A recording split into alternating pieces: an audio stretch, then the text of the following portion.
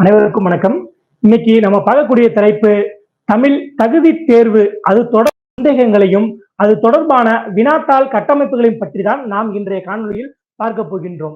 தமிழ் தகுதி தேர்வு நம்முடைய தமிழக அரசாங்கமானது தமிழை பற்றி அனைத்து பிரிவினர்களும், அதாவது படிக்கக்கூடிய அனைத்து மாணவர்களும் தமிழ் தகுதி தேர்வு பற்றிய தகவல்களை தெரிந்து கொள்ள வேண்டும் என்பதற்காக உருவாக்கப்பட்டுள்ளதான் இந்த தமிழ் தகுதி தேர்வு.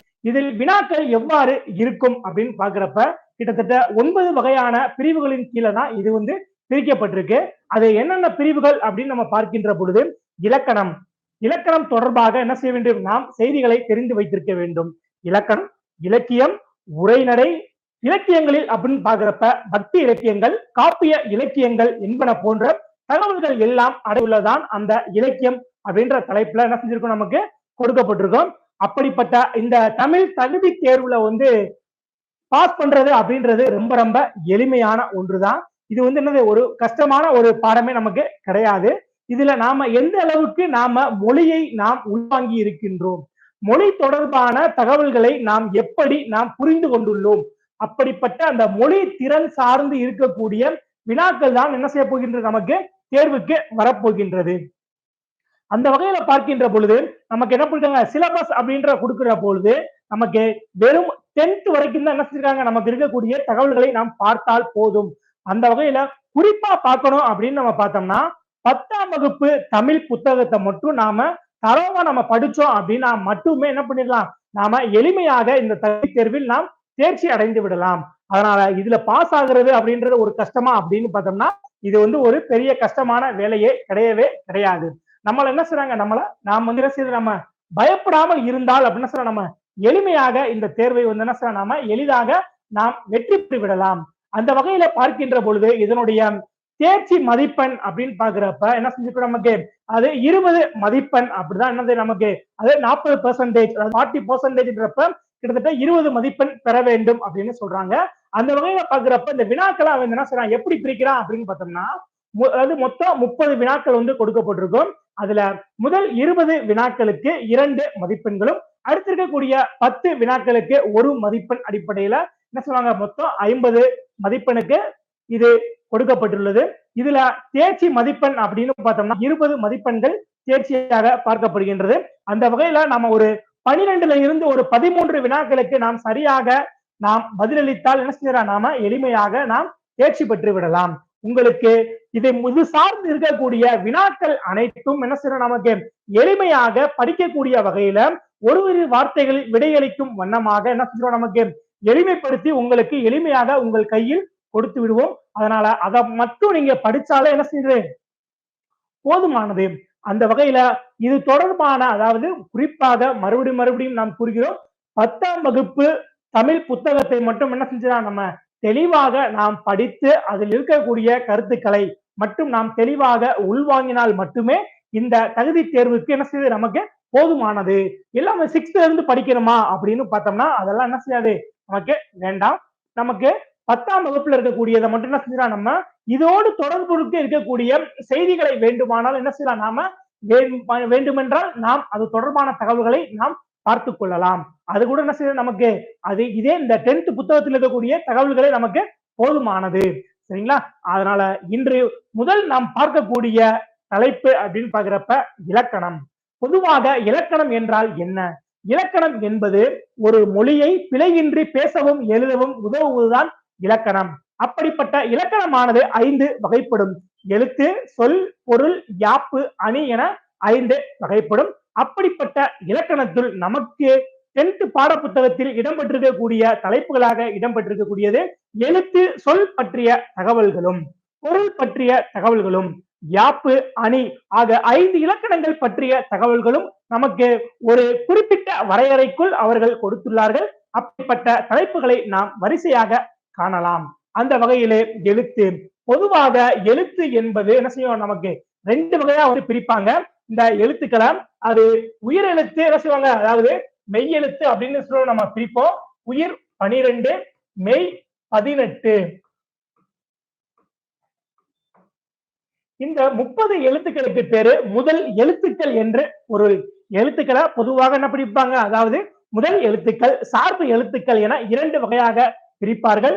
உயிரெழுத்துக்கள் 12 ஆ முதல் ஔ வரை இருக்கக்கூடிய உயிரெழுத்துக்கள் 12 மெய்யெழுத்துக்களாகிய 18 இக் முதல் இன் வரை இருக்கக்கூடிய 18 எழுத்துக்கள் ஆகிய 30 எழுத்துக்களுக்கு பெயர் முதல் எழுத்துக்கள் என்று பொருள். ஆக முதல் எழுத்துக்கள். அடுத்ததாக இருக்கக்கூடியது சார்பு எழுத்துக்கள். பிற எழுத்துக்களை சார்ந்து வரக்கூடியவற்றினால் இதற்கு பேர் என்ன பெறுது? சார்பு எழுத்துக்கள் என்று பொருள்.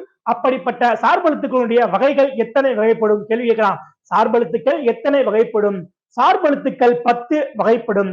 உயிர்மெய், ஆயுதம், உயிரலபடை, ஒற்றலபடை, குற்றியலுகரம், குற்றியலிகரம், ஐகார குறுக்கம், ஔகார குறுக்கம், மகர குறுக்கம், ஆயுத குறுக்கம் என சார்பெழுத்துக்கள் 10 வகைப்படும் அப்படின்னு சொல்லுவாங்க.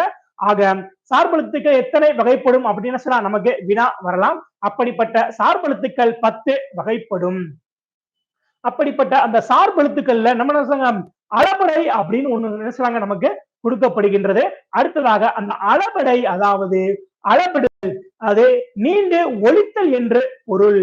அப்படிப்பட்ட அளபடையை என்ன செய்றாங்க, அதாவது 2 கேட்டகரியில பிரிக்கிறாங்க. ஒன்று உயிரளபடை, மற்றொன்று ஒற்றளபடை அப்படின்னு என்ன சொல்றாங்க, 2 வகையாக இந்த அளபடையை பிரிக்கின்றார்கள். பொதுவாக இந்த அளபடை என்பது எதற்காக, அதாவது செயலினுடைய ஓசை குறையும் போது அந்த ஓசையை நிறைவிப்பதற்காக வரக்கூடிய எழுத்துக்களுக்கு பேர் தான் அளபெடுத்தல் அப்படின்னு பேரு. அப்படிப்பட்ட அளபடைகளில் முதலாவதாக இருக்கக்கூடியது உயிரளபடை அப்படின்னு சொல்றாங்க. உயிரளபடை அது செயலுடைய மொழிக்கு முதலிலும் இடையிலும் இறுதியில் நிற்கின்ற உயிர் நெட்டெழுத்துக்கள், அதாவது நெடில் எழுத்துக்கள் சத்தம் அளவில் நீண்டு ஒலிக்கும் போது, அதாவது குற்றெழுத்துக்கள் அவற்றின் பின்னால் வரும். உதாரணமா பார்த்தோம் அப்படின்னா கா அப்படின்னா அதுக்கு பக்கத்துல கா என்று என்ன செய்யுது, குறுகி ஒலிக்கக்கூடிய எழுத்துக்கள் என்ன செய்யும் வரும். காக்கு பக்கத்துல கா, அதாவது நெடில் எழுத்துக்களுக்கு பக்கத்துல அதனுடைய இனமான குரல் எழுத்துக்கள் வருவதற்கு பெயர் தான் என்ன சொல்றாங்க, உயிரிழப்படை எனப்படும் அப்படின்னு சொல்றாங்க. அப்படிப்பட்ட உயிரிழப்படையானது 3 வகைப்படும். செய்யுளிசை இதுல நம்ம கேட்கலாம். உயிரிழப்படை டேஸ் வகைப்படும், உயிரிழப்படை டேஸ் வகைப்படும், 3 வகைப்படும். 1 செய்யுளிசை அளபடை, 2 இன்னிசை அளபடை, 3 சொல்லிசை அளபடை என 3 வகைப்படும். செய்யுளிசை அளபடை இதனுடைய வேறு பெயர் என்ன அப்படின்ற மாதிரி என்ன செய்யலாம். இந்த இதை பொறுத்த வரைக்கும் அளபடையை பொறுத்த வரைக்கும் எது கேள்வியா வரும் அப்படின்னு பார்த்தோம்னா இந்த ஸ்டேட்மெண்ட் என்ன செய்யலாம் கேள்வியாக வரலாம், அல்லது இதற்கு வழங்கப்படக்கூடிய வேறு பெயர்கள் கேள்வியாக வரலாம், அல்லது இதில் இடம்பெற்றிருக்கக்கூடிய எடுத்துக்காட்டுகள் என்ன செய்யணும் நமக்கு வினாக்களாக வரும். இதுல வேறு எதுவும் புதுமையான நமக்கு எடுத்துக்காட்டு கொடுப்பாங்களா அப்படின்னு பார்த்தோம்னா கண்டிப்பாக கொடுக்க மாட்டாங்க. என்ன செய்வாங்க, நமக்கு இது நம்முடைய புத்தகத்தில் இடம்பெற்றிருக்கக்கூடிய எடுத்துக்காட்டுகள் தான் நமக்கு என்ன செய்ய நமக்கு வினாவாக வரும். அந்த வகையிலே செயலில் ஓசை குறையும் போது அதனை நிறைவு செய்ய எட்டெழுத்துக்கள் அளபடுத்தலுக்கு பேரு செய்யுளிசை அளபடை. இதுக்கு வழங்கப்படக்கூடிய மற்றொரு பேர் என்ன அப்படின்னு பார்த்தோம்னா இசை நிறை அளபடை. கேட்கலாம், செய்யுளிசை அளபடை என்பது எவ்வாறு அழைக்கப்படுகின்றது? இசை நிறை அளபடை என்று அழைக்கப்படுகின்றது. அடுத்து எடுத்துக்காட்டு கொடுத்துருவான். ஓ ஓதல் வேண்டும், உராருக்கு உரு நோய், நல்ல படா பறை, இது எந்த இடத்தில் அளபடிக்கின்றது என்பன போன்ற கேள்விகள் வரலாம். ஓ ஓதல் வேண்டும் அப்படின்னு மொழிக்கு முதலில் அளபடுத்தது, உராருக்கு உரு நோய் மொழிக்கு இடையில் அளபடுத்தது, நல்ல படா ஆ பறை என்பது என்ன செய்யுது மொழிக்கு இறுதியில் அளபடுத்தது. அதே மாதிரி இன்னிசை அளபடை செய்யுளில் ஓசை குறையாத இடத்திலும் இனிய ஓசைக்காக குறி நெடிலாகி அளபெடுப்பதற்கு பெயர் இன்னிசை அளபடை ஆகும். எடுப்பதுவும் கெட்டார்க்கு சார்வாய் மற்றாங்கே எடுப்பதுவும் எல்லாம் மலை. இந்த பாடலை கொடுத்துட்டு இக்குறளில் இடம்பெற்றிருக்கக்கூடிய அளபடை யாது என்று கேட்பார்கள். அது இன்னிசை அளபடை. அடுத்ததாக சொல்லிசை அளபடை. செய்யுளில் ஒரு பெயர் சொல் எச்ச சொல்லாக திரிந்து அளபெடுப்பதற்கு பெயர் சொல்லிசை அளபடை. உரநசையி உள்ளம் துணையாக சென்றார் வரணசையி என்னும் உளேன். இதுல நசை என்றால் விருப்பம் என்று பொருள். அது என்ன செய்யலாம், நம்ம ஈஸியா கண்டுபிடிச்சிடலாம். ஈல முடிஞ்ச என்ன அளபடை, அது சொல்லிசை அளபடை பார்க்கிறோம். நசை என்பது விருப்பம், விருப்பம் என்ற சொல்லானது விரும்பி எனும் பொருள் தருவதற்காக நசையி என அளபெடுத்து என்னது அளபெடுத்தது. பெயர் சொல் இங்க என்ன செய்து பெயர் சொல்லானது வினை எச்சமாக மாறியது அப்படின்னு சொல்றாங்க. இதுக்கு பெயர் சொல்லிசை அளபடை என்று பொருள். அடுத்ததாக ஒற்றளபடை. செய்யுளில் ஓசை குறையும் போது, செய்யுளில் ஓசை குறையும் போது அதனை நிறைவு செய்வதற்காக மெய் எழுத்துக்கள் என்னது மெல்லின எழுத்துக்களாக இருக்கக்கூடிய ஞயன நமன வாயா லா லா ஆகிய 10 எழுத்துக்களும் ஆயுத அளவெடுப்பதற்கு பெயர் ஒற்றளபடை ஆகும். இதுக்கு என்ன செய்யலாம் நமக்கு எடுத்துக்காட்டு தான் கொடுக்க போறான்.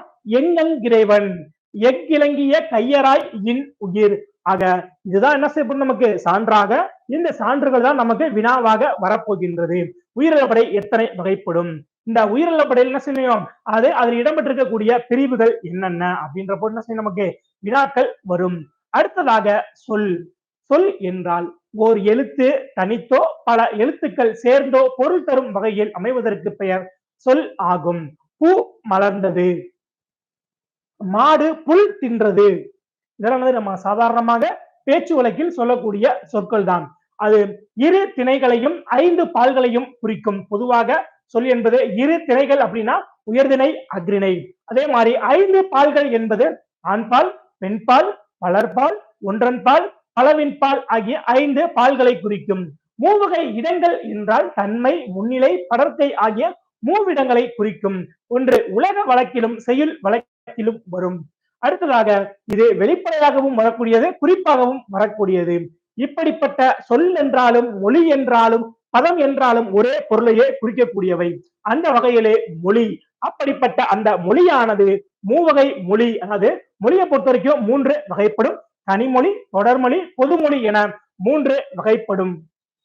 ஒரு மொழி ஒரு பொருளனவாம், தொடர் மொழி பல பொருளன, பொது இருமையும் ஏற்பன என்று மூவகை மொழிகளை பற்றி பேசும் இலக்கண நூல் எது அப்படின்ற மாதிரி என்ன செய்யலாம் கேட்கலாம். அப்படி மூவகை மொழிகளை பற்றி பேசக்கூடிய இலக்கண நூல் நன்னூல். நமக்கு பெரும்பாலும் நமக்கு தேர்வுக்கு வரக்கூடிய நூல் எது அப்படின்னு பார்த்தோம்னா நன்னூல்ல இருந்தா நமக்கு என்ன செய்ய போற நமக்கு வினாக்கள் வரப்போகின்றது. அந்த நூற்பாமற்ற நம்ம பார்த்தாலே மட்டுமே நமக்கு போதுமானது. தனி மொழி. ஒரு சொல் தனித்து நின்று ஒரே ஒரு பொருளை மட்டும் தந்துச்சுன்னா அதுக்கு பேரு தனிமொழி எனப்படும். அது கண் படி. பகாபதம் என்றால் என்னது? பதம் என்றால் சொல்லு. சொல்ல பிரிக்க முடியாததற்கு பெயர் பகாபதம். இப்ப காத்தனியா இன்தனியா என்ன செய்ய பிரிக்க முடியுமா அப்படின்னு பார்த்தோம்னா முடியாது. அதனால என்ன செய்யறோம் அதை வந்து பகாபதம். இப்ப கண்ணன் அப்படின்னு என்ன செய்ய நம்ம பிரிக்கலாம் கண் நன் அப்படின்னு செய்ய நம்ம பிரிக்கலாம். ஆக படித்தான் அப்படின்னா படித்தான் அப்படின்னு சொல்ல நம்ம வந்து பிரிக்க முடியும். ஆக பிரிக்கக்கூடிய சொல்லுக்கு பேரு பகுப்பதம் என்றும் பிரிக்க முடியாததற்கு பகாபதம் என்றும் கூறுவோம். அடுத்ததாக தொடர் மொழி. 2 அல்லது அதற்கு மேற்பட்ட தனி மொழிகள் தொடர்ந்து பொருள் தருவதற்கு பெயர் தொடர் மொழி ஆகும். கண்ணன் வந்தான், மலர் வீட்டுக்கு சென்றாள். ஆக 2 அல்லது அதற்கு மேற்பட்ட தனி மொழிகள் தொடர்ந்து வந்து பொருள் தந்தால் அதற்கு பெயர் தொடர் மொழி. அடுத்ததாக பொது மொழி. ஒரு சொல்லானது தனித்து நின்று ஒரு பொருளையும் அதே நேரத்துல பிரிந்து நின்று வேறு ஒரு பொருளையும் தந்தால் அதற்கு பெயர் பொதுமொழி எனப்படும். பாருங்க 8. 8 என்பது என்ன செய்யும் நம்பரையும் குறிக்கும். அதே நேரத்துல L+2 அப்படின்னு பார்த்தோம்னா என்ன செய்யும் நமக்கு அது எல்லை உன். தூ என்றால் உன் என்று பொருள். ஓரெழுத்து ஒரு மொழியில தூ என்றால் என்னது உன் என்ற பொருள் உள்ளது. ஆக எல்லை உன் என்றும். வேங்கை. பொதுவாக வேங்கை என்பது மரத்தை குறிக்கக்கூடியது. மற்றொன்று என்ன செய்யும் அது வேகின்ற கை எனவும் என்ன செய்யும் இது வந்து குறிக்கக்கூடியது. இன்னொரு இடத்துல வேங்கை என்பது புலியையும் என்ன செய்கின்றது குறிக்கின்றது. ஆக இங்கே 8 என்பது 8 என்ற எண்ணை குறிக்கின்றது. வேங்கை என்பது வேங்கை என்னும் மரத்தை குறிக்கின்றது. இவையே L+2 எனவும் வேல் பிளஸ் கை எனவும் தொடர் மொழிகளாக பிரிந்து நின்று எல்லை உன் வேகின்ற கை எனவும் பொருள் தருகின்றது. எனவே இரு பொருள்களுக்கும் பொதுவாய் அமைவதால் இது பொது மொழியாகவும் இருக்கின்றது. அடுத்ததாக தொழில் பெயர். தொழில் பெயரை பொறுத்த வரைக்கும் நம்ம ரொம்ப ரொம்ப எளிமைதான். ரொம்ப சிம்பிளா நம்ம தெரிஞ்சுக்கிட்டோம்னாலே நமக்கு போதுமானது. ஒரு வினை அல்லது செயலை குறிக்கக்கூடிய பெயரானது எண், இடம், காலம், பால் ஆகியவற்றை ஒண்ணு குறிப்பாகவோ வெளிப்படையாகவோ உணர்த்தாமல் வர்றதுக்கு பேர் தான் என்னது தொழில் பெயர். சிம்பிளா ஞாபகம் வச்சுக்கிறோம். நமக்கு அல்லு கல்லு என்ன செய்யப்படும் கையில் என்ன செய்யணுமா அது கிட்டத்தட்ட என்ன செய்ய கிட்டத்தட்ட ஒரு 6க்கும் மேற்பட்ட தொழில் பெயர் விகுதிகள் உள்ளன. அல், கல், கை, வை, பூ, சி, தி அதெல்லாம் என்ன செஞ்சுக்கிற நமக்கு வரக்கூடியது. நமக்கு என்ன நமக்கு எளிமையா இருக்கக்கூடிய 3 மட்டும் நம்ம தெரிந்து கொண்டாலே போதுமானது. கையில என்ன செய்யறோம் அல்றோம், அள்ளிட்டு என்ன செய்யறோம் வேண்டாம் அப்படின்னா நம்ம செய்யறோம் நம்ம தள்ளுறோம். பொதுவாக வந்து அல்லு கல்லு என்ன செய்யறோம் நம்ம கையால அல்றோம், கையால் என்ன செய்யலாம், வேண்டாம் என்றால் தள்ளுகின்றோம். ஆக அல் என்ன செய்வாங்க, கையால அல்றா அல்லு தள்ளு இதுதான் என்னது தொழில் பெயர் விகுதிகள் அப்படின்னு சொல்லுவாங்க. பெரும்பாலும் என்ன செய்யும், ஒண்ணு அல்லுல முடியும், இல்லாட்டி என்ன செய்யும் தள்ள முடியும், இல்லாட்டி என்னது கை அப்படின்றது என்ன செய்யும் முடியக்கூடியது அப்படின்றதுக்கு பேரு தொழில் பெயர் அப்படின்னு சொல்றோம். ஆக ஒரே வினையடி பல விகுதிகளையும் ஏற்கக்கூடியது. நட என்பது வினை அடி, நடை நடத்தல். அதே நேரத்துல பாருங்க எதிர்மறை தொழில் பெயர் எதிர்மறை பொருளில் வருவதற்கு பெயர் எதிர்மறை தொழில் பெயர் ஆகும். நடவாமை நடக்க முடியாம, கொல்லாமை என்ன செய்ய உயிர்களை கொல்லாமை அப்படின்னு எதிர்மறை பொருள்களிலும் என்ன செய்யுது இது வரக்கூடியது. நமக்கு தொழில் பெயர் அப்படின்னா இதை மட்டும் நம்ம ஞாபகம் வச்சுதான் போறோம். என்னென்ன வரும், அல்லு கையால என்ன செய்யறோம் அள்ளிக்கிறோம், வேணா என்ன செய்யறோம் தள்ளுகிறோம். அதானது தொழில் பெயர் விகுதிகள். அடுத்ததாக முதல் நிலை தொழில் பெயர் விகுதி பெறாமல் என்னது, அந்த விகுதி பெறாமல் வினை பகுதியே தொழில் பெயராதலுக்கு பெயர் முதல் நிலை தொழில் பெயர் ஆகும். எடுத்துக்காட்டு தட்டு, உரை, அடி. இந்த சொற்கள் முறையே என்ன செய்யற இதுல தல் அப்படின்னு சில நம்ம அந்த விகுதியானது வராமல் இருக்கின்ற நேரத்துல பொருள்படும் போது முதல் நிலை தொழில் பெயர் ஆகின்றன. இச்சொற்கள் முறையே தட்டுதல், உரைத்தல், அடித்தல் என்று பொருள்படும் போது அது முதல் நிலை தொழில் பெயர்கள் ஆகின்றன. முதல் நிலை திரிந்த தொழில் பெயர், அதாவது விகுதி பெறாமல் முதல் நிலையானது திரிந்து வரக்கூடிய தொழில் பெயருக்கு பெயர் முதல் நிலை திரிந்த தொழில் பெயர். பாருங்க, கெடுதல் என்பது என்ன செய்வது கேடு, கெடு என்பது கேடு என்று என்ன செய்வது முதல் எழுத்தானது முதல் தெரிவதற்கு பெயர் முதல் நிலை திரிந்த தொழில் பெயர். அடுத்ததாக வினையால் அணையும் பெயர். இது கேட்கலாம் நமக்கு, தொழில் பெயர் பொறுத்தவரைக்கும் முதல் நிலை தொழில் பெயர் முதல் நிலை திரிந்த தொழில் பெயர். கெடு என்ற சொல்லானது கேடு என்று திரிந்தால் அது என்ன பெயர் அப்படின்னு பார்த்தோம்னா முதல் நிலை திரிந்த தொழில் பெயர். அடுத்து பாருங்க வினையால் அணையும் பெயர். வினையால் அணையும் பெயர் அப்படின்னா வேற ஒண்ணும் கிடையாது, அதாவது ஒரு வினை என்றால் செயல் என்று பொருள். அப்படிப்பட்ட அந்த செயலானது என்ன செய்து செயலை குறிக்காமல் அந்த செயலை செய்தவனை குறிப்பதற்கு பெயர் வினையால் அணையும் பெயர். படித்தல் அப்படின்னு நம்ம சொல்றோம், படித்தவன். படித்தல் அப்படின்றது ஒரு செயலு, ஆனா அந்த செயலை குறிக்காம படித்தவன் அப்படின்னு சரி, அப்படி வினையை குறிக்காமல் செயலை செய்தவனை குறிப்பதற்கு பெயர் தான் வினையால் அணையும் பெயர். பாருங்க, வந்தான் அப்படின்னா அது வந்து வினை, அதே நேரத்துல வந்தவர், வந்தவர் யாரு பொறுத்தவன், பொறுத்தார் அப்படின்னு செயலை குறிக்காமல் செயலை செய்தவனை குறிப்பதற்கு பெயர் வினையால் அணையும் பெயர். ஒரு வினைமுற்று பெயருடைய தன்மையை அடைந்து வேற்றுமை உருபு ஏற்றும் ஏற்காமலும் வேறொரு பயன்நிலையை கொண்டு முடிவதற்கு பெயர் வினையால் அணையும் பெயர் எனப்படும். இது தன்மை, முன்னிலை, படர்க்கை ஆகிய 3 இடங்களிலும் 3 காலங்களிலும் வரும். எடுத்துக்காட்டு அப்படின்னு பார்த்தோம்னா வந்தவர் அவர்தான், பொறுத்தார் பூமி ஆழ்வார். தொழில் பெயருக்கும் வினையால் அணையும் பெயருக்கும் உள்ள ஒரு வேறுபாடு. தொழில் பெயர் அப்படின்றது வினை பெயர் தன்மையாகி இது வந்து என்ன செய்யும் வினையையே உணர்த்தி நிற்கக்கூடியது. இது காலம் காட்டாது. தொழில் பெயர் என்ன செய்யாது காலம் காட்டாது. படற்கைக்கே உரியது. எடுத்துக்காட்டு பாடுதல், படித்தல். இங்கெல்லாம் என்ன செய்யாது காலம் இல்ல. வினையாளனையும் பாருங்க, தொழிலை செய்யாமல் கருத்தாவை குறிக்கும். இது என்ன செய்யும், அது ஓடியவன் அப்படின்னு செய்ய, ஓடியவன் அவன் வந்து போயிட்டான், அப்ப வந்து காலத்தை என்ன செய்யக்கூடியது இது காட்டக்கூடியது. மூவிடத்திற்கும் உரியது. தன்மை, முன்னிலை, படற்கை ஆகிய மூவிடங்களுக்கும் உரியது. இதுல கேள்வி கேட்கலாம், வினையால் அணையும் பெயர் டேஸ் காட்டும். எத்தகைய காலம் டேஸ் காட்டும்னா காலத்தை வந்து காட்டும். அதே மாதிரி எத்தகைய வினையால் அணையும் பெயரானது எத்தகைய இடத்திற்கு உரியது. இது வினையால் அணையும் பெயர் என்பது மூவிடத்துக்குமே உரியது. ஆனா தொழில் பெயர் என்பது படற்கைக்கு மட்டுமே உரியது.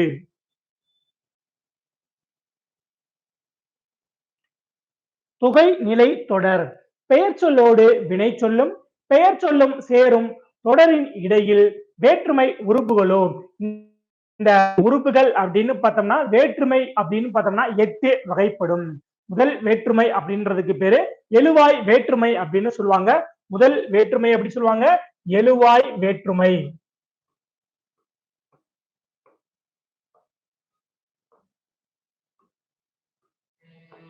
முதல் வேற்றுமைய எழுவாய் வேற்றுமை. முதல் வேற்றுமை எழுவாய் வேற்றுமை. அதே மாதிரி முதல் வேற்றுமைக்கு என்ன செய்யாது வேற்றுமை உருபு கிடையாது. அதே நேரத்துல முதல் வேற்றுமையை எழுவாய் வேற்றுமை என்றும், 8ஆம் வேற்றுமையை விழி வேற்றுமை என்றும் அழைப்பர். 8ஆம் வேற்றுமையுடைய மற்றொரு பெயர் விழி வேற்றுமை. ஆக முதலுக்கும் 8ஆம் வேற்றுமை உறுப்புக்கும் உறுப்புகள் கிடையாது. இடையில இருக்கக்கூடிய 2 முதல் 7 வரை இருக்கக்கூடிய வேற்றுமை உறுப்புகளுக்கு உறுப்புகள் உண்டு. அது வேற ஒண்ணும் கிடையாது. ஐ, ஆல், கு, இன், அது, கண். ஆக இந்த 6 உறுப்புகள் தான் வேற்றுமை உறுப்புகளாக இருக்கின்றன. பொதுவாக தொகை என்றாலே மறைந்து வருதல் என்று பொருள். தொகை என்றால் மறைந்து வருதல் என்று பொருள். அது ஒரு வாக்கியத்தில் என்ன செய்யும்? 2 அல்லது அதற்கு மேற்பட்ட சொற்கள் போல் நிற்குமானால் அதனை நாம தொகைநிலை தொடர் அப்படின்னு சொல்லுவோம். ஆக பெயர் சொல்லோடு வினை சொல்லும், பெயர் சொல்லும் சேரும் தொடரின் இடையில் வேற்றுமை உறுப்புகளோ, வினை, பண்பு முதலியவற்றின் உறுப்புகளோ தொக்கி அதாவது மறைந்து 2 அல்லது அதற்கு மேற்பட்ட சொற்கள் ஒரு சொல் போல் நிற்குமானால் அதனை தொகைநிலை தொடர் என்று கூறுவோம். எடுத்துக்காட்டு அப்படின்னு பார்த்தோம்னா கரும்பு தின்றான். அது கரும்பை தின்றான் என்று என்ன செய்யக்கூடியது? இது பொருளை உணர்த்துகின்றது. இந்த தொடரில் உள்ள 2 சொற்களுக்கு நடுவில் ஐ அப்படின்னு சொல்லக்கூடிய வேற்றுமை உருவானது மறைந்து நின்று அந்த பொருளை தருகின்றது. எனவே இது தொகைநிலை தொடர் எனப்படும். இப்படிப்பட்ட தொகைநிலை தொடரானது 6 வகைப்படும். அவை வேற்றுமை தொகை, வினைத்தொகை, பண்புத்தொகை, உவமை தொகை, உம்மை தொகை, அன்மொழி தொகை என்பன. வேற்றுமை தொகை பார்த்தோம் இல்லையா? அது 6 வகையான வேற்றுமை உறுப்புகள். அந்த 6 வகையான வேற்றுமை உறுப்புகளுள் என்ன செய்யுது? இதில் ஒன்று மறைந்து வருவதற்கு பெயர்தான் வேற்றுமை தொகை. மதுரை சென்றார், அதாவது எங்க சென்றாரு? மதுரைக்கு சென்றார் என விரிந்து நின்று இது பொருள் தருகின்றது. இந்த மதுரை சென்றார் இந்த 2 சொற்களுக்குமே இடையில கு என்று சொல்லக்கூடிய வேற்றுமை உருவானது என்ன செய்யுது? மறைந்து வந்துள்ளது. அதாவது தொக்கி நின்ற பொருளை உணர்த்துகின்றது. இவ்வாறு ஒரு தொடர்ல வேற்றுமை உறுப்புகளாகிய ஐயால், கு, இன், அது, கண் ஆகியவற்றுள் ஒன்று மறைந்து வந்து பொருள் உணர்த்துவதற்கு பெயர் வேற்றுமை தொகை எனப்படும். அடுத்ததாக வினை தொகை. ஆக இங்க வினை தொகை என்றால் இங்க என்ன செய்கின்றது? செயலானது அங்கே மறைந்துள்ளது. காலம் காட்டக்கூடிய இடைநிலையும் பெயரச்ச விதியும் மறைந்து நிற்க வினை பகுதியை தொடர்ந்து ஒரு பெயர் வந்து ஒரு சொல்லை போல நடப்பதற்கு பெயர் வினைத்தொகை எனப்படும். அடுத்ததாக காலம் கறந்த பெயரச்சம். இது கேள்வி வரலாம். காலம் கறந்த பெயரச்சம் டேஸ் அதை கொடுத்துருவான். பண்பு தொகை, வினைத்தொகை, உவமை தொகை, உண்மை தொகை அப்படின்னு கொடுத்துருவாங்க. காலம் கறந்த பெயரச்சம் என்பது எதை குறிக்கின்றதுன்னா காலமானது அங்கே மறைந்து வந்துள்ளது. ஆக காலமானது மறைந்து வந்துள்ள காரணத்தால் அது வினைத்தொகை ஆகும். காலம் கரைந்த பெயரச்சம் என்பது வினை தொகை. பாருங்க, எடுத்துக்காட்டு பாருங்க. வீசு தென்றல், கொல் களிறு. இந்த 2 வார்த்தை என்ன செய்யும்? எப்பவுமே பகுதி எப்பவுமே கட்டளை சொல்லாகவும் அதற்கு அடுத்து வரக்கூடிய சொல்லானது பெயர் சொல்லாகவும் அமைந்து இடையில் என்ன செய்யும்? 3 காலங்கள் மறைந்து வந்தால் அதற்கு பெயர்தான் வினை தொகை. பாருங்க, வீசு தென்றல். இப்ப ஒண்ணும் இல்ல, இப்ப நம்ம உதாரணத்துக்கு எளிமையா என்ன செய்ய பார்க்கலாம். கடல் என்ன செய்யும்? அலை வந்து அடிக்கின்றது. கடல் என்ன செய்யுமா? இன்னைக்கு மட்டும் அலை அடிக்கும். நேற்று கடல்ல அலை அடிச்சிருக்கோம், இன்னைக்கு கடல்ல அலை அடிக்கும், நாளைக்கும் என்ன செய்யும்? கடல்ல அலை அடிக்கும். அலைந்த கடல், அலைகின்ற கடல், அலையும் கடல். அதே மாதிரி என்ன செய்யலாம்? எளிமையா சொல்றப்ப சுடுகாடு அப்படின்னு சொல்லுவாங்க. நேத்து ஒருத்தர் என்ன பண்ணிருப்பான்? அங்க வந்து இறந்திருப்பான். ஆக சுட்ட காடு என்ன செய்வான்? இன்று ஒருவன் இறந்திருப்பான். சுடுகின்ற காடு. நாளை ஒருத்தர் என்ன செய்வான்? கண்டிப்பாக மரணம் என்பது உண்டு. சுடும் காடு. ஆக 3 காலங்கள் என்ன செய்து மறைந்து வந்தால் அதற்கு பெயர்தான் வினை தொகை. இந்த முறை என்ன செய்றாங்க? அதாவது தென்றல், களிறு என்று சொல்லக்கூடிய பெயர் சொற்களோடு காலத்தை வெளிப்படுத்தாத பெயரச்சங்கள் ஆகின. இவை வீசிய காற்று, வீசுகின்ற காற்று, வீசும் காற்று எனவும், கொன்ற களிறு, கொள்கின்ற களிறு, கொல்லும் களிறு என 3 காலத்திற்கும் பொருந்தும்படி விரிந்து பொருள் தருகின்றன. காலம் காட்டும் இடைநிலைகள் இந்த பெயரச்சங்களில் தொக்கி இருக்கின்றன.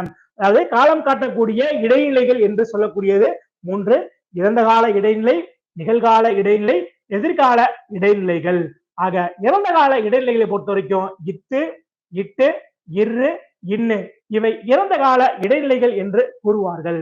நிகழ்கால இடைநிலைகளை பொறுத்த வரைக்கும் இரு, இன்று, ஆ, நின்று இவை 3ம் நிகழ்கால இடைநிலைகள். எதிர்கால இடைநிலைகள் அப்படின்னு பாக்குறப்ப இப்பு, இவ்வு. ஆக இந்த இடைநிலைகள் மறைந்து வருவதும் வினை தொகையே. அதனாலதான் சிம்பிளா சொன்னாங்க, காலம் கரைந்த பெயரச்சத்துக்கு பெயர் வினை தொகை. இதுல வினை பகுதியும் அடுத்த நம்ம பெயர் சொல்லும் அமைந்த சொற்றொடர்களுக்கு பெயர் தான் வினை தொகை. அடுத்ததாக பண்பு தொகை. அது இதுல 4 கேரக்டர் இருக்கும். ஒண்ணு வண்ணம் மறைஞ்சு வந்திருக்கும், இல்லாட்டி வடிவம் மறைஞ்சு வந்திருக்கும், இல்லாட்டி அளவு மறைஞ்சு வந்திருக்கும், அல்லது சுவை மறைந்து வந்திருக்கும். வண்ணம், வடிவம், அளவு, சுவை இந்த 4 பண்புகள் அமைய பெற்று என்ன செஞ்சிருக்கும், மை என்று சொல்லக்கூடிய விகுதியானது மறைந்து வந்தால் அதற்கு பெயர் பண்பு தொகை. சரிங்களா? வண்ணம், வடிவம், அளவு, சுவை முதலியவற்றை உணர்த்தக்கூடிய பண்பு பெயருக்கும் அது தலைவி நிற்கக்கூடிய பெயர் சொல்லுக்கும் இடையில் மை என்னும் பண்பும் பண்பு விகுதியும் ஆகிய ஆன என்று சொல்லக்கூடிய பண்பு உறுப்புகளும் மறைந்து வருவதற்கு பெயர்தான் பண்பு தொகை எனப்படும். பாருங்க, செங்காந்தல் இது நிறத்தை குறிக்குதுங்களா? செம்மையாகிய காந்தல். வட்ட தொட்டி, வட்டமான என்ன செய்யுது, வட்டமான தொட்டி. ஆக இங்கே அளவை குறிக்கின்றது. இன் மொழி என்ன செய்கின்றது, இனிமையாக பேசக்கூடியவள். ஆக நமக்கு என்ன பண்ணிடணும், பண்பு அப்படின்னாலே இந்த 4 கேரக்டர் நமக்கு ஞாபகம் வந்துடணும். வண்ணம், வடிவம், அளவு, சுவை இந்த 4 அடிப்படையில மை விகுதி பெற்று வந்தால் அதுக்கு பேரு பண்பு தொகை. அடுத்ததாக இரு பெயரொட்டு பண்பு தொகை அப்படின்னா வேற ஒண்ணும் கிடையாது. முன்னாடி என்ன செய்யும், சிறப்பு பெயர் இருக்கும், பின்பு பொது பெயர் இருக்கும். இது இடையில ஆகிய என்று சொல்லக்கூடிய பண்பு உருவானது மறைந்து வந்தால் அதுக்கு பேரு இரு பெயரொட்டு பண்பு தொகை. இப்ப மரம் அப்படின்னா பொதுவாக என்ன செய்யும், எல்லா மரங்களையுமே குறிக்கும். ஆலமரம், அரச மரம், மாமரம் அப்படின்னு செய்யலாம், புளிய மரம் அப்படின்னு எல்லா மரங்களையுமே காமனாக என்ன செய்யும், குறிக்கக்கூடியது. அதே நேரத்துல ஆலமரம் அப்படின்னு செய்யும், பனை மரம் அப்படின்னு சிறப்பு பெயர் முன்னாடி வந்தால், இப்ப உதாரணத்துக்கு பாருங்க, மொழி. அது தமிழ் மொழி. பொதுவாக மொழி என்றால் என்ன செய்யும், பலவிதமான ஆங்கிலம், ஜெர்மன், பிரெஞ்சு, ஹிந்தி போன்ற பலவிதமான மொழிகளையும் குறிக்கும். அதே நேரத்துல தமிழ் மொழி என்று என்ன செய்யும், நம்ம சிறப்பு பெயர் முன்னாடி பெற்று வந்தால் அது தமிழாகிய மொழி. ஆக முன்பு சிறப்பு பெயரும் அதை அடுத்து பொது பெயரும் வந்தால் அதற்கு பெயர் இரு பெயரொட்டு பண்பு தொகை. எடுத்துக்காட்டு பாருங்க, திங்கள் அப்படின்னு என்ன செய்யும், எல்லா திங்களையுமே குறிக்கக்கூடியது. அதே நேரத்துல மார்கழி திங்கள், அது ஒரு மாதத்தை என்ன செய்யும், நம்ம சிறப்புப்படுத்தி கூறுகின்ற காரணத்தால் இது இரு பெயரொட்டு பண்பு தொகை. பாருங்க, சாரை பாம்பு. பாம்பு என்ற செய்யும், அது தண்ணி பாம்பு, ஓலப்பாம்பு, மலைப்பாம்பு போன்ற செய்யும் பலவிதமான பாம்புகளை குறிக்கக்கூடியது. ஆனால் சாரை பாம்பு அப்படின்னு நம்ம அப்படி ஒன்றை மட்டும் என்ன செய்யுது, சிறப்புப்படுத்தி கூறிய காரணத்தால் இது இரு பெயரொட்டு பண்பு தொகை ஆகும். அடுத்ததாக உவமை தொகை. உவமைக்கும் பொருளுக்கும் இடையில் உவம உருவாகிய போல அப்படின்ற சொல்லு மறந்து வந்துச்சுன்னா அதுக்கு பேரு உவமை தொகை.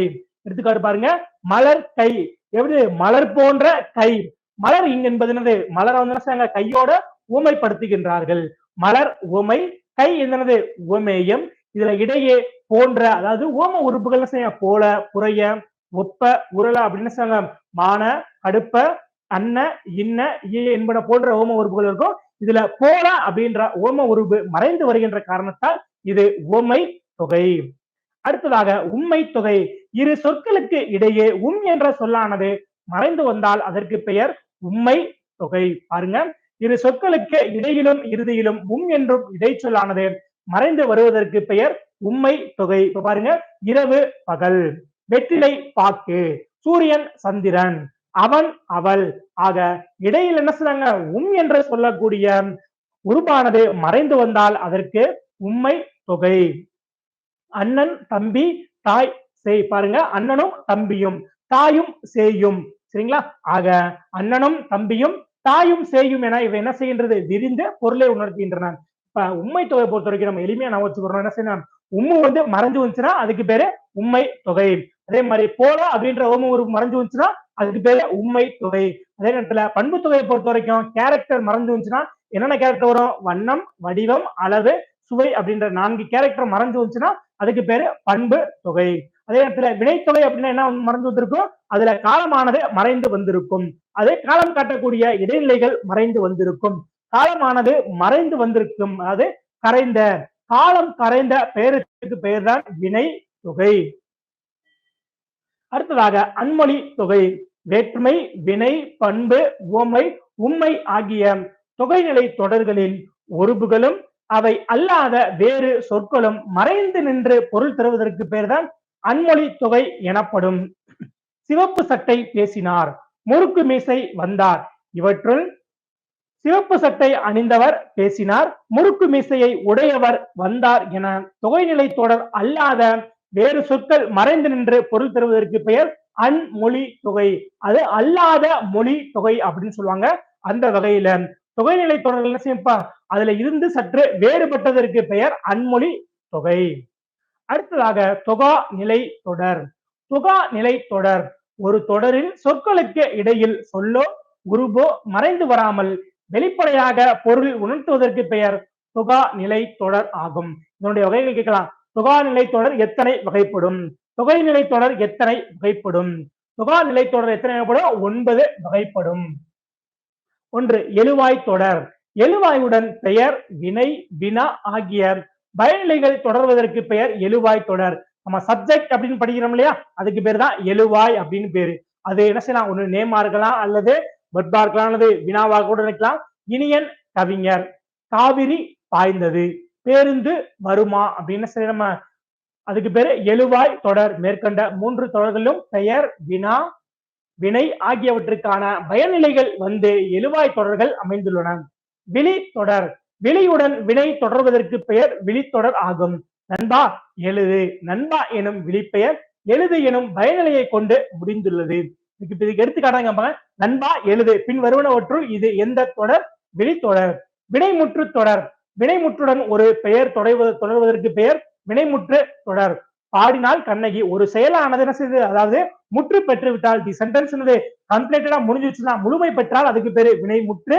ஒரு வாக்கியமானது முற்று பெறாமல் இருந்தால் அதற்கு பெயர் எச்சம் என்று பொருள். பெயரச்ச தொடர். முற்று பெறாத வினை பெயர்ச்சொல் கொண்டு முடிவதற்கு பெயர் பெயரச்ச தொடர் எனப்படும். வேற ஒண்ணும் கிடையாது. பெயரச்சம் அப்படின்னா கண்ணை மூடி என்ன பண்ணுவீங்க, ஆவில் முடிஞ்சுன்னா, ஆல முடிஞ்சு ஏதேனும் ஒரு பெயரை கொண்டு முடிந்தால் அதற்கு பெயர் பெயரச்சம். இப்ப பாருங்க, கேட்ட பாடல். இந்த தாவை பார்த்தோம்னா நம்ம பிரிச்சு பார்த்தோம்னா தெரியும். இட்டு பிளஸ் ஆ. இப்ப பாருங்க, ஓடிய நாய், ஓடிய நாய். சரிங்களா, ஓடிய இதுல ஆல மனசுக்கு ஆல முடிஞ்சு ஏதேனும் மனசுக்கு ஒரு பெயரை கொண்டு முடிந்திருக்கு. படித்த மாணவன், படித்த குரங்கு. அப்படி ஆல முடிஞ்சு ஏதேனும் ஒரு பெயரை கொண்டு முடிந்தால் அதற்கு பெயர் பெயரச்சம் என்று பொருள். அது படித்த. இப்ப பாருங்க, கேட்ட. என்ன கேட்ட? நல்ல விஷயங்களை கேட்டையா? நல்லது, நல்ல சொற்களை கேட்டையா? நல்ல படத்தை எழுதுனது, நல்ல பாடல்களை கேட்டையா அப்படின்னு ஒரு சொல்லானது முற்று பெறாமல் இருக்குது. இப்ப பாருங்க, கேட்ட. இதுல என்ன செஞ்சு ஏதாவது முடிஞ்சிருக்கா அப்படின்னு பார்த்தோம்னா இல்ல. ஆக கேட்ட அப்படின்னு சொல்லக்கூடிய என்னது, ஆள முடிஞ்சிருக்கு.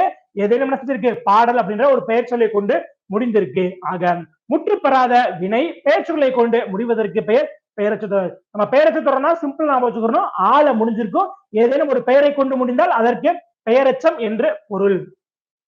அடுத்ததாக வினையெச்சம். வினையெச்சத்தை பொறுத்த வரைக்கும் 2 எழுத்து. ஒன்று ஈ, மற்றொன்று ஊ. ஈ ஊல முடிஞ்சு ஏதேனும் ஒரு வினையை கொண்டு முடிந்தால் அது வினை எச்சம். பாருங்க, ஓடி அப்படின்னு சொன்னா, ஓடி அவன் என்ன சொன்னா, ஓடி விழுந்தானா, ஓடி எழுந்தானா, என்ன பண்றான், நமக்கு இப்படி எந்ததுமே என்ன செய்ய நமக்கு தெரியவில்லை. ஆக படித்து, அவன் படிச்சு முடிச்சுட்டு என்ன செய்யறான், வேலைக்கு போயிட்டானா, இல்ல படிச்சுட்டு என்ன செஞ்சான், அவன் தூங்கிட்டானா, இல்ல படிச்சு என்ன செய்யறான், அதாவது வெறுப்பு என்ன செய்யறான், அதாவது எந்த வேலைக்குமே செல்லாம என்ன செய்யறாங்க, மனமுடைந்து படுத்து விட்டானா என்பது போன்ற ஈ ஊ இதை மட்டும் நான் வச்சுக்கணும். ஈ ஊல முடிஞ்சு ஏதேனும் ஒரு வினையை கொண்டு முடிந்தால் அது வினை எச்சம்.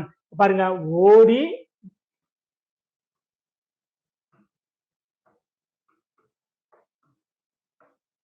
ஓடி இந்த வார்த்தையானது முடிஞ்சிருக்கா அப்படின்னு பார்த்தோம்னா இல்ல.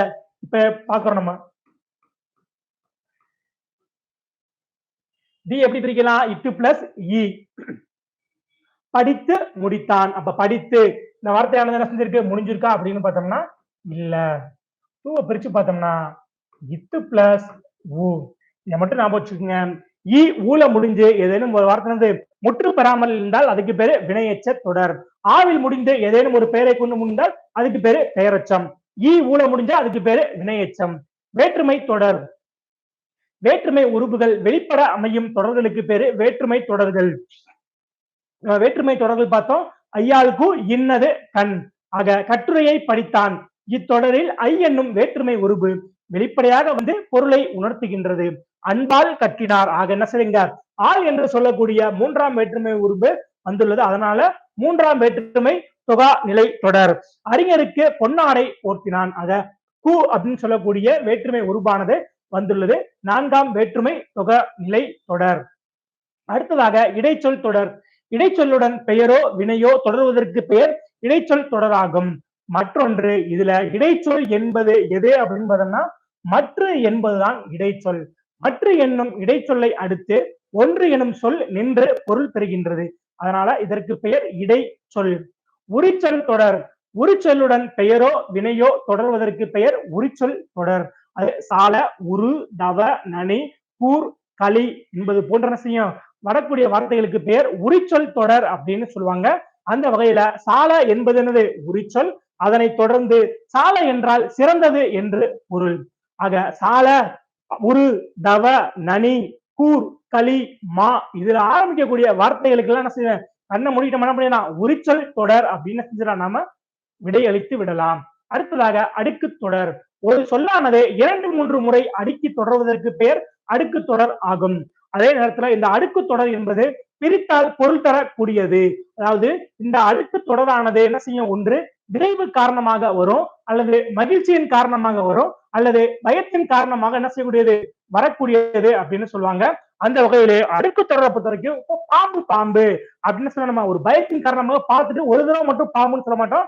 பாம்பு பாம்பு என்ன செய்வோம், நம்ம 2-3க்கு மேற்பட்ட முறை நாம் அடுக்கி கூறுவோம். இதே உலக ஃபயர் ஆயிடுச்சு அப்படின்னு நம்ம தீ தீ தீன்னு என்ன செய்வோம், நம்ம சொல்லிக்கிட்டே நம்ம போவோம். இப்ப ஜெயிச்சிட்டோம்னா வெற்றி வெற்றி என்ன செய்வோம், நம்ம அப்படி தொடர்ந்து கொண்டே போவோம். ஆக என்ன செய்வோம், அடுக்கி கூறுவதற்கு பெயர் அடுக்கு தொடர். அதே நேரத்தில் பிரித்தால் அவை பொருள் தரக்கூடியது. அதற்கு பெயர் அடுக்கு தொடர் என்று கூறுகிறார்கள்.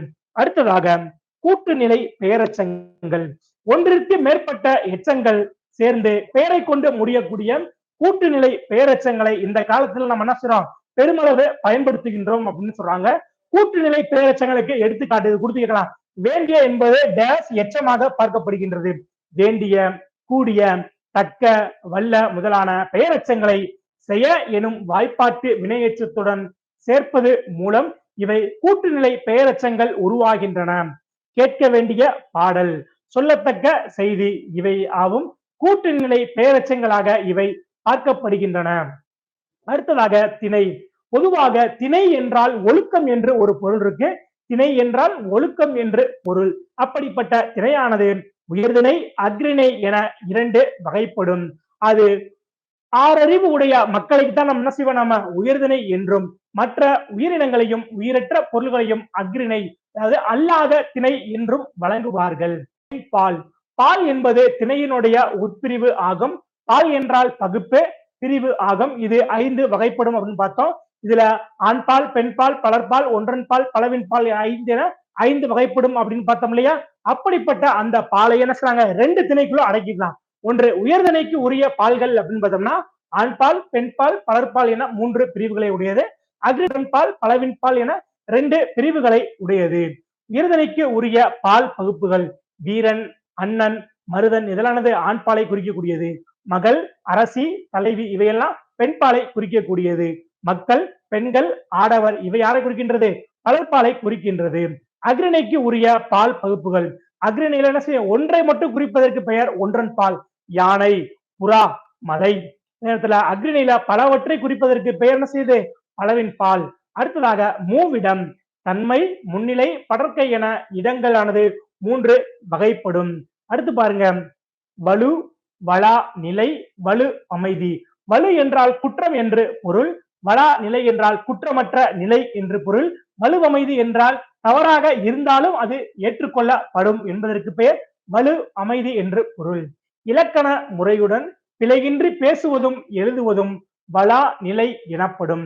இலக்கண முறையின்றி பேசுவதும் எழுதுவதற்கு பெயர் வலு. வலு என்றால் குற்றம் என பொருள்படும். இரு திணையும் ஐம்பாலும் மூவிடமும் காலமும் வினாவும் விடையும் பலவகை மரபுகளும் ஆகிய 7 தொடர்களில் இலக்கண பிழைகளுடன் வந்தால் அவை வலு எனப்படும். இலக்கண பிழைகள் இல்லாது இருப்பின் அதுக்கு பேரு வளா நிலை.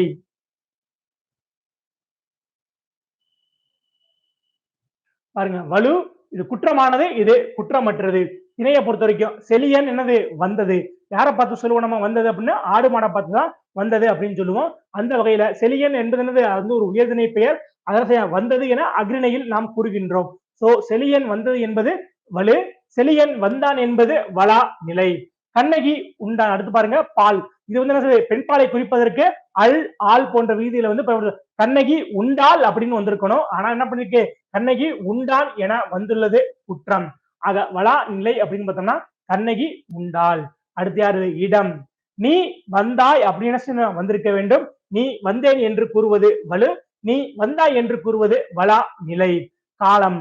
நேற்று வந்தான் அப்படின்னு செஞ்சுக்கணும். ஆனா என்ன செய்யுது நேற்று வருவான், நாளைதான் என்ன செய்யணும் வருவான் என்று வந்திருக்க வேண்டும். ஆக நேற்று வருவான் என்பது வலு, வளா நிலை நேற்று வந்தான். வினா. ஒரு விரலை காட்டி சிறியதோ பெரியதோ என்று கேட்டல். ஆனா இரு விரல்களையும் காட்டி என்ன செய்யுது எது சிறியது எது பெரியது என்று கேட்டால்தான் அது சரியாக இருக்கும். விடை. கண்ணன் எங்கே இருக்கிறார் என்ற வினாவிற்கு கண்ணாடி பைக்குள் இருக்கிறது என்று விடையளித்தல் வந்து குற்றம். கண்ணன் எங்கே இருக்கிறான் என்ற வினாவுக்கு கண்ணன் எங்க இருக்கான் வீட்டுக்குள்ள இருக்கான் என்று விடையளித்தல் தான் வளா நிலை. மரபு. தென்னை மரங்கள் இருக்கக்கூடிய பகுதிக்கு பேரு தென்னந்தோப்பு அப்படின்னு நம்ம சொல்லுவோம். ஆனா தென்னன் தோட்டம் என்று கூறுவது தவறு. தென்னை மரங்கள் உள்ள பகுதியை தென்னந்தோப்பு என்று கூறுவர். அதுதான் வளா நிலை. அடுத்ததாக வலு அமைதி. இலக்கண முறைப்படி பிழையுடையது எனினும் இலக்கண ஆசிரியர்களால் ஏதேனும் ஒரு காரணம் கருதி பிழை அன்று என்று ஏற்றுக்கொள்ளக்கூடியது வலு அமைதி ஆகும். அது இது சொன்னா என்னது தப்பு, ஆனாலும் என்ன செய்யுது சொன்னாலும் என்னது பரவாயில்ல ஏற்றுக்கொள்ளக்கூடிய ஒன்றாக இருந்ததுக்கு பேரு வலு அமைதி என்று பொருள். திணை வலு அமைதி. என் அம்மை வந்தாள் என்று பசுமாட்டை பார்த்து கூப்பிடுறோம். பேபி கூப்பிடுறோம் இல்லையா, என் அம்மை வந்தாள் என்று மாட்டை பார்த்து கூறுவதற்கு பெயர் திணை வலு அமைதி ஆகும். இது மகிழ்ச்சியின் காரணமாக ஓப்பு என்றால் மகிழ்ச்சி, மகிழ்ச்சியின் காரணமாக அக்ரிணியை என்ன செய்யணும் நம்ம உயர்தனையாக கொல்லப்பட்டதற்கு பெயர் திணை வலு அமைதி. பால் வலு அமைதி. வாடா ராஜா வாடா கண்ணா என்று தன்னுடைய மகளை பார்த்து தாய் அழைப்பதற்கு பால் வலு அமைதி. அதாவது என்னது மகிழ்ச்சியின் காரணமாக பெண் பால் என்ன செய்றாங்க இங்க ஆண் பாலாக கூறப்படுவதற்கு பால் வலு அமைதி. அடுத்து பாருங்க இட வலு அமைதி. மாறன் என்பான் தன்னை பற்றி பிறரிடம் கூறும் பொழுது இந்த மாறன் ஒரு நாளும் பொய் கூற மாட்டான் என தன்மையினை படர்க்கை இடத்தில் சொல்வதற்கு பெயர் இட வலு அமைதி. அடுத்து பாருங்க கால வலு அமைதி. குடியரசுத் தலைவர் எடுத்துக்கு கண்டிப்பா வரக்கூடிய ஒண்ணு. குடியரசுத் தலைவர் நாளை தமிழகம் வருகிறார். நாளை என்ன செய்யறாரு நாளை வருவார் அப்படின்னு என்ன செஞ்சிடணும் இதுல வாக்கியமானது இடம்பெற்றிருக்க வேண்டும். நாளை வருகிறார் என்று என்ன செய்றாங்க சொல்றாங்க. இத்தொடர் குடியரசுத் தலைவர் நாளை வருவார் என அமைதல் வேண்டும். அவ்வாறு அமையவில்லை என்றாலும் நாம் இதை வந்து என்ன செய்ய கிடையாது பிழையாக நாம் கருதுவது இல்லை. ஏனெனில் அவருடைய வருகையின் உறுதித்தன்மையை நோக்கி இதை என்ன செய்யலாம் நாம கால வலுவமைதியாக நாம் ஏற்றுக்கொள்கின்றோம். மரபு வலுவமைதி. கத்தும் குயிலோசை சற்றே வந்து காதில் பட வேண்டும். இந்த பாடல் வரி கண்டிப்பாக நமக்கு வினாவாக வரும். சரிங்களா. கத்தும் குயிலோசை சற்றே வந்து காதில் பட வேண்டும் என்று பாடியவர் யார் அப்படின்னு கேட்கலாம். பாடியவர் யார் அப்படின்னு பாரதியார். அல்லது இந்த பாடலையே கொடுத்துட்டு இப்பாடலில் இடம்பெற்றிருக்கக்கூடிய வலு அமைதி யாது என்பன போன்ற என்ன செய்யலாம் வினா வரலாம். குயில் என்ன செய்யும் கூவதான் செய்யும். குயில் கத்தும் என்பது என்னது மரபு வலு. இதை கூட என்ன செய்யலாம் கேட்கலாம் நமக்கு.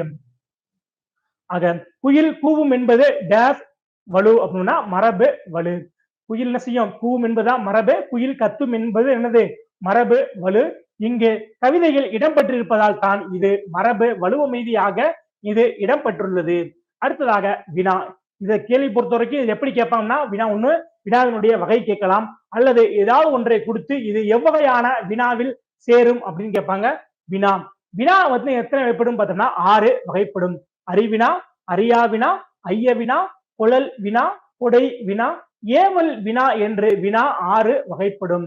அறிவு, அறியாமை, ஐயுறல், கொழல், கொடை, ஏவல் தரும் வினா 6ம் இழுக்கார் என்று வினாவிற்கான இலக்கணத்தை கூறிய நூல் எது அப்படின்னு பார்த்தோம்னா நன்னூல். அறி வினா. தான் விடை அறிந்திருந்தும் அந்த விடை என்ன செய்த மற்றவங்களுக்கு தெரியுமா என்பது பொருட்டு வினவுவதற்கு பெயர் அறி வினா. மாணவரிடம் இந்த கவிதையின் பொருள் யாது என்று ஆசிரியரிடம் கேட்டல். இதுக்கு பேரு அறி வினா. தான் அறியாத ஒன்றை அறிந்து கொள்வதற்காக வினவுவதற்கு பேர் அறியா வினா. ஆசிரியரிடம் இந்த கவிதையின் பொருள் யாது என்று மாணவன் கேட்கிறதுக்கு பேர் என்ன செய்யுது அறியா வினா. தனக்கு தெரியல, அதனால ஆசிரியர்கிட்ட கேட்கறதுக்கு பேரு அறியா வினா. ஐய வினா என்ன சொல்றாங்க, அவனுக்குள்ள ஒரு சந்தேகம் ஏற்படுது, அந்த சந்தேகத்தை தீர்ப்பதற்காக இருக்கிறதுதான் ஐய வினா. ஐயம் நீங்கி தெளிவு பெறுவதற்காக கேட்கப்படுவதற்கு பேர் ஐய வினா. இந்த செயலை செய்தது மங்கையா மணிமேகலையா என வினவுதலுக்கு பேரு ஐய வினா. அடுத்ததாக கொளல் வினா. தான் ஒரு பொருளை வாங்கிக் கொள்ளும் பொருட்டு என்ன செய்யாது வினவுவதற்கு பேரு கொளல் என்று பொருள். கொளல் என்றால் ஒரு பொருளை வாங்குதல். ஜெயகாந்தன் சிறுகதைகள் இருக்கின்றதா என்று நூலகரிடம் வினவுதல். அடுத்ததாக கொடை வினா. பிறருக்கு ஒரு பொருளை கொடுத்து உதவும் பொருட்டு வினவுவது. என்னிடம் பாரதிதாசனுடைய கவிதைகள் 2 படிகள் உள்ளன, உன்னிடம் பாரதிதாசன் கவிதைகள் இருக்கின்றதா என்று கொடுப்பதற்காக வினவுதல். அடுத்தவர்களுக்கு என்ன செய்யணும், ஒரு பொருளை கொடுக்கணும் என்ற மனநிலையோடு கேட்பதற்கு பெயர் கொடை வினா. ஏவல் வினா அப்படின்னா ஆர்டரிங் சென்டென்ஸ், அதாவது ஒரு செயலை செய்யுமாறு ஏவுதல் பொருட்டு வினவுவதற்கு பெயர் ஏவல் வினா. வீட்டுல தக்காளி இல்லையா, இப்ப என்ன செய்ய கடையில போய் வாங்கிட்டு வா என்று அவனா போய் தம்பிய கடைக்கு போக சொல்லி ஏவுதலுக்கு பெயர் ஏவல் வினா. அடுத்ததாக விடை. விடை என்பது 8 வகைப்படும். சுட்டு விடை, மறை விடை, நேர் விடை, ஏவல் விடை, வினா எதிர் வினாதல், உற்றது உரைத்தல், உருவது கூறல், இனமொழி விடை என்று விடை 8 வகைப்படும். இதுல சுட்டு விடை, மறைவிடை, நேர்விடை இந்த 3 வகையும் நேரடியான விடைகளா இருப்பதனால இதுக்கு பேரு வெளிப்படை விடைகள் அப்படின்னு பேரு. வெளிப்படை விடைகள் எனவும். அதே நேரத்துல ஏவல் விடை, வினா எதிர் வினாதல், உற்றது உரைத்தல், உருவது கூறல், இன மொழி விடை இந்த 5 விடைகளுமே குறிப்பாக இருப்பதனால் இதுக்கு பேரு குறிப்பு விடைகள் என்று பொருள்.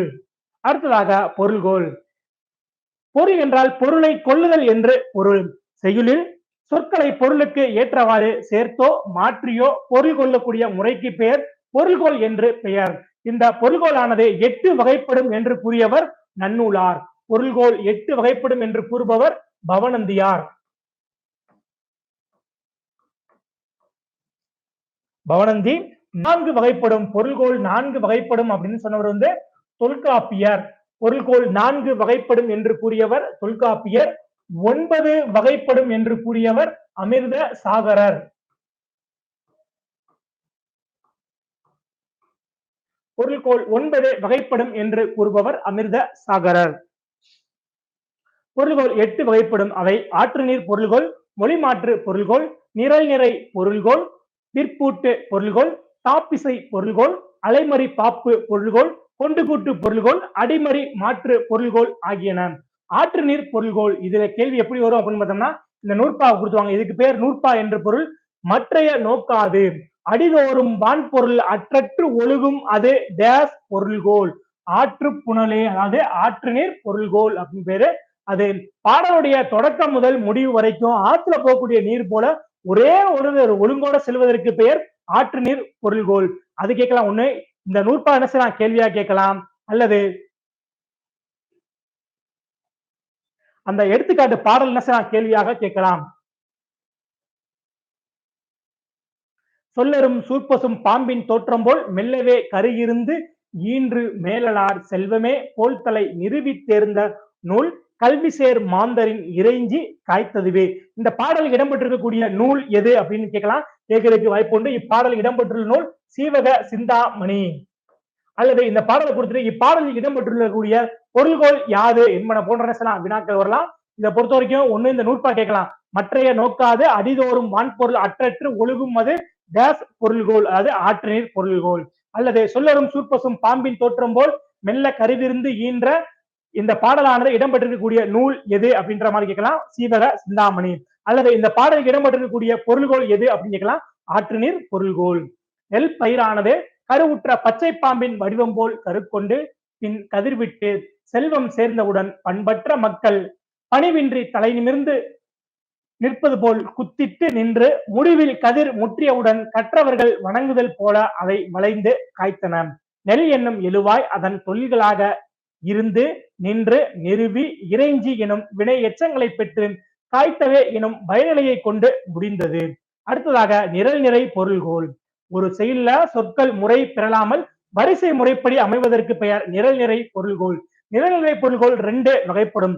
ஒன்று முறை நிரல் நிறை பொருள்கோள், 2 எதிர் நிரல் நிறை பொருள்கோள். முறை நிரல் நிறை பொருள்கோள் செய்யுள்ள எழுவாயாக அமையக்கூடிய பெயர் சொற்கள் அல்லது வினை சொற்களை வரிசையாக நிறுத்தி அவை ஏற்கக்கூடிய பயனிலைகளையும் அந்த வரிசைப்படி நிறுத்தி பொருள் கொள்வதற்கு பெயர் முறை நிரல் நிறை பொருள்கோள் ஆகும். இதுல பொறுத்த வரைக்கும் எடுத்துக்காட்டு தான் என்ன செய்ய நமக்கு கேள்வியாக வரும். அன்பும் மரணம் உடைத்தாயின் இல்வாழ்க்கை பண்பும் பயனும் அது. இக்குறளில் இடம்பெற்றிருக்கக்கூடிய பொருள்கோள் எது? முறை நிரல் நிறை பொருள்கோள். சரிங்களா? இக்குறளில் அன்பு அரண் என்ற இரு சொற்களை வரிசைப்படுத்தி அவற்றிற்கு உரிய விளைவுகளாக பண்பு பயன் என வரிசைப்படுத்தி உள்ளார். அவற்றை இல்வாழ்க்கையின் பண்பு அன்பு என்றும் அதனுடைய பயன் அரண் என்றும் பொருள் கொள்ள வேண்டும். எனவே அன்புக்கு பண்பும் அறத்துக்கு பயனும் பயன்லைகளாக நிரல் நிறையாக நிறுத்தி பொருள் கொள்வதனால இந்த பாடலானது முறை நிரல் நிறை பொருள்கோள் எனப்படும். அடுத்ததாக எதிர் நிரல் நிறை பொருள்கோள். இதுக்கு என்ன செய்ய நமக்கு பாடல் தான் முக்கியமாக வரக்கூடியது. செய்யுளில் எழுவாய்களை வரிசைப்படுத்தி அவை ஏற்கக்கூடிய பயனிலைகளை எதிராக கொண்டு பொருள் கொள்வதால் இது எதிர் நிரல் நிறை பொருள்கோள் ஆகும். எடுத்துக்காட்டு விலங்கோடு மக்கள் அணையர் இலங்கு நூல் கற்றாரோடு ஏனையவர். இக்குறளில் முதல் அடியில் விலங்கு மக்கள் என்று எழுவாய்களை வரிசைப்படுத்திவிட்டு அடுத்த அடியில் பயனிலைகளை கற்றார் கல்லாதவர் என வரிசைப்படுத்தியுள்ளார். அவற்றை கற்றார் மக்கள் என்றும் கல்லாத ஏனையவர்களை விலங்கு என்றும் எதிராக கொண்டு பொருள் கொள்ள வேண்டும். எனவே இந்த குறளானது எதிர் நிரல் நிறை பொருள்கோள் ஆகும். இதுவும் என்ன எடுத்துக்காட்டுதான் கேள்வியாக நமக்கு வரப்போகுது. கொண்டு கூட்டு பொருள்கோள். எப்படி நம்ம முன்னாடி பார்த்தோமோ ஆற்று பொருள் பார்த்தோமோ அதே மாதிரிதான் என்ன கொண்டு கூட்டு பொருள்களுக்கும் வரப்போகின்றது. யாப்பு அடி பலவினும் கோப்புடை மொழிகளை ஏற்புலி இசைப்பது டேஸ் பொருள்கோள். கொண்டு கூட்டு பொருள்கோள். மேற்கண்ட பாடலில் ஆழத்து மேல் குவளை என்றும் குளத்தில் வாளின் நெடிய குரங்கு என்றும் பொருள் கொண்டால் அது பொருத்தமற்றதாகிவிடும். இதில் ஆழத்து மேல குரங்கு குளத்துல குவளை என்று கருத்தை கொண்டு அங்கும் இங்கும் கொண்டு பொருள்கோள் அமைந்திருப்பதனால் இதுக்கு பேரு கொண்டு கூட்டு பொருள்கோள் அப்படின்னு பேரு. இது கேட்கலாம். ஆழத்து மேல குவளை குளத்துல வாளின் நெடிய குரங்கு. இந்த பாடலானது எதற்கு எடுத்துக்காட்டு பார்த்தோம்னா கொண்டு கூட்டு பொருள்கோள். இது யாருடைய உரையில் இடம்பெற்றுள்ளது அப்படின்னு பார்த்தோம்னா மயிலைநாதருடைய உரையில தான் இந்த எடுத்துக்காட்டு பாடலானது இடம்பெற்றுள்ளது. ஆக பொருள்கோளை பொறுத்த வரைக்கும் என்ன செய்யுது? மூன்று பொருள்கோள் என்ன செய்யும் நமக்கு ரொம்ப ரொம்ப முக்கியம்.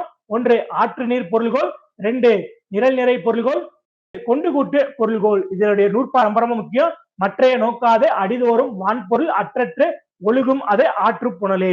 அடுத்ததாக இருக்கக்கூடியது கொண்டு கூட்டு பொருள்களுக்கு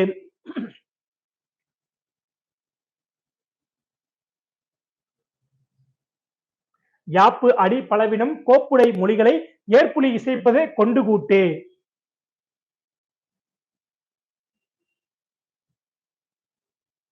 அடுத்ததாக பொருள். அது பொருளை பொறுத்த வரைக்கும் பொருள் என்றால் குறிக்கோள் என்று பொருள். இந்த பொருளானது அகப்பொருள் புறப்பொருள் என 2 வகைப்படும். பொருள் என்பது ஒழுக்கம் சார்ந்தது. வாழ்வியலை அகம் நம்முடைய தமிழர்கள் வாழ்வியலை அகம் புறம் என பிரித்திருக்கின்றார்கள். அப்படிப்பட்ட பொருள் இலக்கணத்தை தான் இங்கு பேசுகின்றது.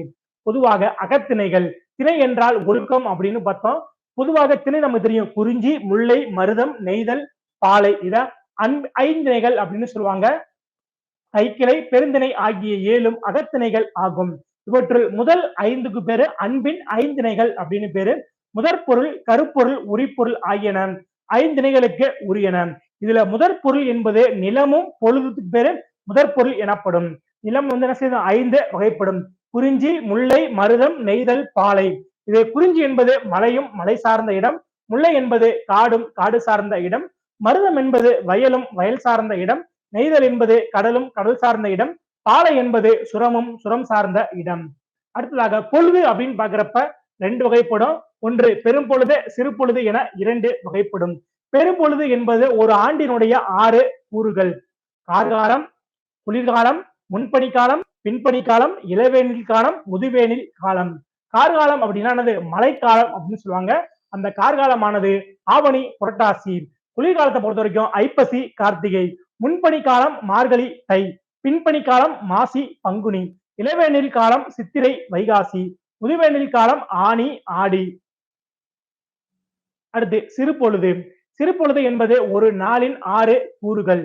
காலை, காலை நண்பகல் ஏற்பாடு மாலை யாமம் வைகரை. காலை பொறுத்த வரைக்கும் காலை என்பது 6 மணி முதல் 10 மணி வரை. நண்பகல் காலை 10 மணி முதல் 2 மணி வரை. ஏற்பாடு பிற்பகல் 2 மணி முதல் 6 மணி வரை.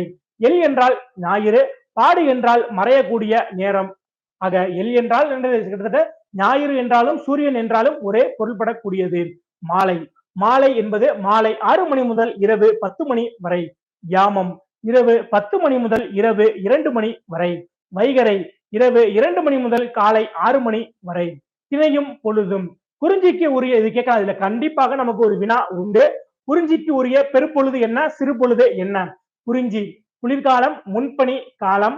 என்னது இதனுடைய சிறு பொழுது அப்படின்னு பாக்குறப்ப யாமம். முல்லையை பொறுத்த வரைக்கும் கார்காலம், சிறு பொழுது மாலை. மருதத்துக்கும் நெய்தலுக்கும் என்னது பெரும்பொழுதுன்னு பார்த்தோம்னா 6 பெரும் பொழுதுகள். மருதத்துக்கு வைகறை, நெய்தலுக்கு ஏற்பாடு. பாலையை பொறுத்த வரைக்கும் இளவேனில், முதுவேனில், பின்பணி. இது மூன்றுமே என்னது பெரும் பொழுதுகள். நண்பகல் பொறுத்த வரைக்கும் என்னது சிறு பொழுது.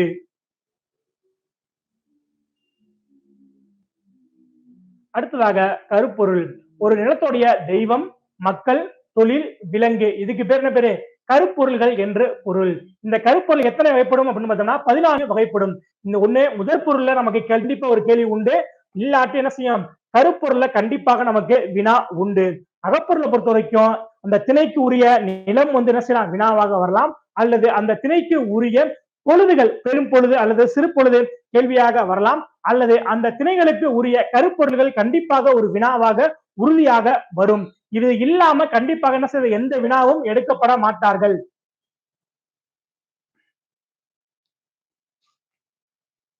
பாருங்க, கருப்பொருள் தெய்வம்.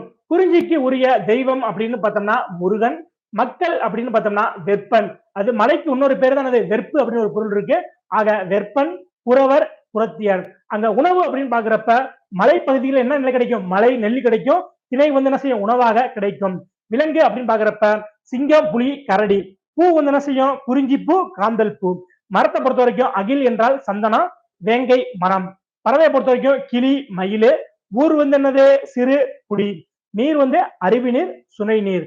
இதுல கண்டிப்பாக அடுத்து வினாவாக வரக்கூடிய பகுதிகள் அப்படின்னு பார்த்தோம்னா ஒண்ணு பறை கேள்வி கேட்கலாம், அல்லது யாழ் கேள்வி கேட்கலாம், அல்லது தொழில் வந்து என்ன செய்யலாம் கேள்வியாக கேட்கலாம். பறையை பொறுத்த வரைக்கும் குறிஞ்சியை பொறுத்த வரைக்கும் தொண்டகப்பறை. யாழை பொறுத்த வரைக்கும் குறிஞ்சி யாழ். பண் பொறுத்த வரைக்கும் குறிஞ்சி பண்.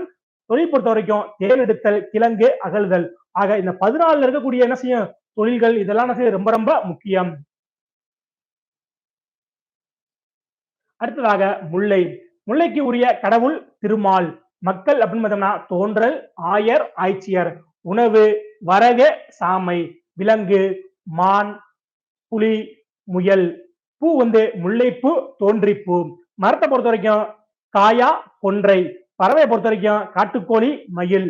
ஊரை பொறுத்த வரைக்கும் பாடி, சேரி. நீர் காட்டாறு. பறை ஏறுகோட் பறை. யாழ் முல்லை யாழ். பண் முல்லை பண்.